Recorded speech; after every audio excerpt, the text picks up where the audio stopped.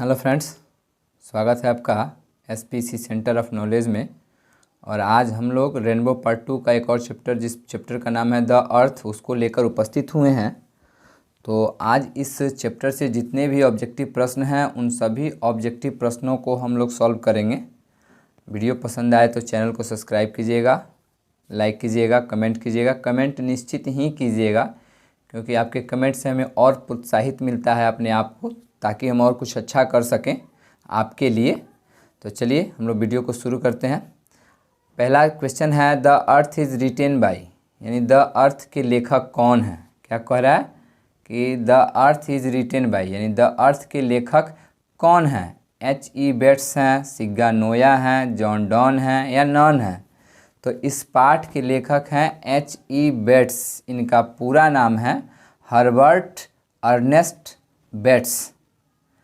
दूसरा क्वेश्चन आपका है कि the earth is a fill in the blanks. क्या है द अर्थ, क्या है। कहानी है, यानी स्टोरी है, पोयम है या नोवेल है। तो यह है स्टोरी। क्या है स्टोरी, एक कहानी है। अगला क्वेश्चन है H.E. Bets was born in, यानी H.E. बेट्स का जन्म कब हुआ है। इस भी यहाँ पे पूछा गया है कब हुआ था। H.E. बेट्स साहब का जन्म कब हुआ था। तो इनका जो जन्म है वह हुआ था 1905 ईस्वी में। कब हुआ था 1905 ईस्वी में 16 मई। क्या होगा 16 मई 1905 ईस्वी में H.E. बेट्स साहब का जन्म हुआ था। अगला क्वेश्चन आपका है कि H.E. बेट्स डेड इन, यानी H.E. बेट्स की मृत्यु कब हुई थी। 1974 में, 1975 में, 1976 में। तो इनकी मृत्यु हुई थी 1974 में। कब हुई थी 1974 में, 29 जनवरी के दिन। क्या होगा 29 जनवरी 1974 को H.E. बेट्स साहब की मृत्यु हुई थी। अगला क्वेश्चन है कि Johnson was a fill in the blanks farmer. जॉनसन किस प्रकार का किसान था। तो वह हार्ड वर्किंग था, लेजी था या फिर टेंटेंट था। तो वह लेजी किसान था। कैसा किसान था, लेजी, यानी आलसी किसान था। कौन, जॉनसन। अगला क्वेश्चन आपका है कि Johnson was a poor fill in the blanks. क्या था जॉनसन, क्या अमीर किसान था या वह क्या बोलते हैं टीचर था या लीडर था। तो वह क्या था, एक पुअर किसान था, पुअर फार्मर था। अगले क्वेश्चन की तरफ हम लोग बढ़ते हैं, देखते हैं अगला क्वेश्चन आपका क्या है। तो क्वेश्चन अच्छा लगे, वीडियो अच्छा लगे तो चैनल को सब्सक्राइब कीजिए और बेल आइकन को दबाइएगा, ताकि आपके लिए हर वीडियो आपके पास पहुंच सके। तो चलिए अगला क्वेश्चन है आपका कि Benjy was a fill in the blanks, यानी कैसा आदमी है वह। सिंपल माइंडेड मैन है, हंग्री मैन है या बैड मैन है या फिर नॉन है। तो जो बेंजी है वह एक सिंपल माइंडेड मैन है, यानी मंद बुद्धि व्यक्ति उसको कह सकते हैं। मंद बुद्धि वाला आदमी जिसका दिमाग उतना ज़्यादा काम नहीं करता है घरेलू मामला में, तो उसे मंद बुद्धि व्यक्ति ही कहेंगे हम लोग। अगला क्वेश्चन है H.E. Bets was born in, यानी H.E. बेट्स साहब का जन्म जो था वह किस देश में हुआ था। इंग्लैंड में हुआ था, अमेरिका में हुआ था या फिर नेपाल में। तो यह अंग्रेजी कवि हैं, इंग्लैंड के थे, इसलिए इंग्लैंड हम लोग यहाँ टिक करेंगे। अगला क्वेश्चन आपका है कि Benjy was the son of. Benji किसका लड़का था, जॉनसन का था, सैंडर्स का था या फिर स्टेफेन का था। तो बेंजी जो था वह जॉनसन का लड़का था। किसका लड़का था, जॉनसन का लड़का था। अगला क्वेश्चन आपका है कि Benjy was allowed to keep, यानी बेंजी जो है उसको क्या चीज़, यानी क्या अलाउ किया गया था। बेंजी के लिए क्या अलाउ किया गया था। हेन्स यानी मुर्गियाँ, डॉग्स यानी कुत्ते, कैट्स यानी बिल्लियाँ, नन। तो उसके लिए क्या, तो उसके लिए हेन यानी मुर्गियों को अलाउ कर दिया गया था ताकि वह मुर्गियों को पाल सके। अगला क्वेश्चन है कि एट द एज, यानी कितने उम्र में H.E. Bates published his first novel, यानी H.E. बेट्स साहब का प्रथम उपन्यास कब, कितने वर्ष की उम्र में प्रकाशित हुआ था।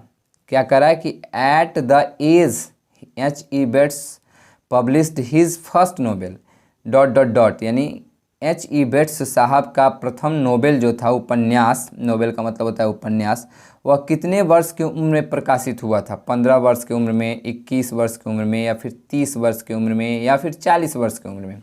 तो 21 वर्ष की उम्र में प्रथम नोवेल H.E. बेट्स साहब का प्रकाशित हुआ था। अगला क्वेश्चन है कि Benji had left a school eight, Benji ने स्कूल कितने वर्ष की उम्र में छोड़ दिया? 12 वर्ष की उम्र में, 14 वर्ष की उम्र में, 16 वर्ष की उम्र में या फिर 18 वर्ष की उम्र में? तो 14 वर्ष की उम्र में बेंजी ने स्कूल को क्या किया? छोड़ दिया। अगले क्वेश्चन की तरफ हम लोग बढ़ते हैं, देखते हैं कि अगला क्वेश्चन आपका क्या है। अगला क्वेश्चन जो है आपका वह है कि Benjy told his parents to it in the, यानी बेंजी अपने माता पिता से कहाँ खाने के लिए कहता है? यानी रात का जो समय था और उसके माता पिता भूखे थे, तो जब वह बेंजी घर पे आता है तो बेंजी अपने माता पिता को कहाँ खाने के लिए बोलता है? बेंजी टोल्ड, बेंजी कहता है हिज पेरेंट्स, अपने माता पिता से, टू इट, खाने के लिए, इन द, कहाँ खाने के लिए? किचन में, डाइनिंग रूम में या फिर आउट ऑफ होम या नॉन? तो किचन में बोलता है। कहाँ बोलता है? किचन में, रसोई घर में अपने माता पिता को खाने के लिए बोलता है। अगला क्वेश्चन है कि Benjy left his fill in the blanks on the pavement, यानी बेंजी ने किसे को वह छोड़ दिया, यानी रास्ते पे किसे छोड़ दिया? टीचर को, पेरेंट्स को या मेंटर्स को? तो पेरेंट्स को, यानी वो अपने माता पिता को एक गाड़ी में ले जाके बिठा के शहर के बीच सड़क पे, सुनसान सड़क पे क्या करता है? छोड़ देता है। अगला क्वेश्चन आपका है कि बेंजी वांटेड टू मैरी, यानी बेंजी किससे शादी करना चाहता है? फ्लोरेंस से, सेंडर्स से या फिर कविता से? तो वह बेंजी जो है फ्लोरेंस से शादी करना चाहता है। अगला क्वेश्चन आपका है कि fill in the blanks why the real owner of the land, यानी वास्तव में जो उस ज़मीन का असली मालिक था वह कौन था? सेंडर्स था या वांडर्स था या फिर फ्लोरेंस थी?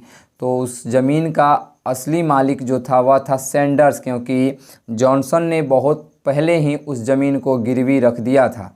अगला क्वेश्चन आपका है कि Benji purchase land from dot dot dot, यानी बेंजी उस ज़मीन को खरीदना चाहता था किससे? सेंडर्स से, वांडर्स से या फिर मॉन्टी से? तो वह सेंडर्स से उस ज़मीन को खरीदना चाहता था। अगला क्वेश्चन आपका है कि बेंजीज पेरेंट्स, यानी बेंजी के माता पिता, गेव हिम, दिया उसको, अ पासबुक, एक passbook, when he was fill in the blanks year, जब वह कितने वर्ष का हो गया? यानी बेंजी के माता पिता ने उसको पासबुक दिया था कितने वर्ष की उम्र में? किसका उम्र पूछा जा रहा है? तो यहाँ पे बेंजी का उम्र पूछा जा रहा है, यानी बेंजी कितने वर्ष का था जब उसके माता पिता ने उसको पासबुक दिया? 20 वर्ष का था, 21 वर्ष का था, 22 वर्ष का था या फिर 23 वर्ष का था? तो इसका आंसर हो जाएगा 21 वर्ष। कितना हो जाएगा? 21 वर्ष का जब था तो उसके माता पिता ने उसको पासबुक दिया था।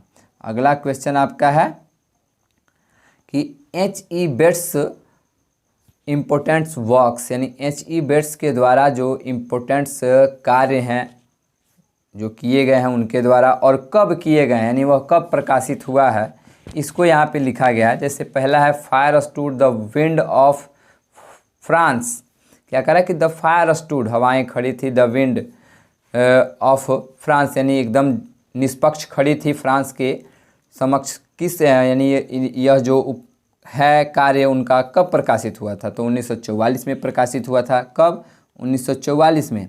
कहा जा सकता है कि fair stood the wind for France, इसको कब प्रकाशित किया गया? 1944 में। किसके द्वारा लिखा गया? H.E. बेट्स के द्वारा। अगला है द पर्पल प्लेन, यह कब प्रकाशित हुआ? 1947 में। किसके द्वारा लिखा गया? H.E. बेट्स के द्वारा लिखा गया। अगला है द जकरंडा ट्री, यह किसके द्वारा लिखा गया? H.E. बेट्स के द्वारा लिखा गया। और कब प्रकाशित हुआ? तो 1949 में प्रकाशित हुआ। द स्कारलेट एसवर्ड्स, यह कब प्रकाशित हुआ? 1951 में। किसके द्वारा लिखा गया? H.E. बेट्स के द्वारा लिखा गया। अगला है the darling birds of May, क्या है? The darling birds of May, यह किसके द्वारा लिखा गया? तो H.E. बेट्स के द्वारा लिखा गया। किसके द्वारा लिखा गया? H.E. बेट्स के द्वारा। कब? 1958 में।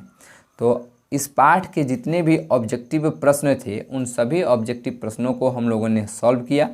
अगर विद्यार्थियों को यह वीडियो पसंद आता है तो चैनल को सब्सक्राइब कीजिए और कमेंट ज़रूर कीजिए ताकि हम आपके लिए और भी इस तरह के वीडियो बना सकें। Thanks for watching my video.